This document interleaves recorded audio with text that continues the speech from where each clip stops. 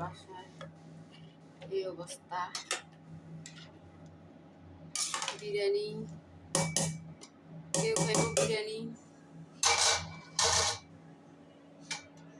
আমার জন্য রান্না করছি আমি মাংস, কাঁঠালে বিচি দিয়ে আলু দিয়ে অলরেডি আমি খাওয়া শেষ।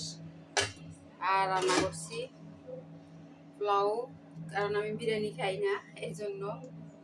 আমার মেয়েও খায় না, আমিও খাই না, ছেলের জন্য।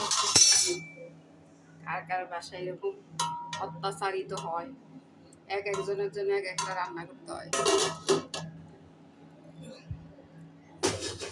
আমি খাইতে পারি না, মেয়েও খাইতে পারে না, বিরিয়ানি খেতে ভালো লাগে না। আমাদের আবার মাংস আর পোলাও খেতে ভালো লাগে। আমার খাওয়া শেষ অলরেডি, খাওয়া দাওয়া ওই যে দেখছেন, বিরিয়ানি হইতে আছে।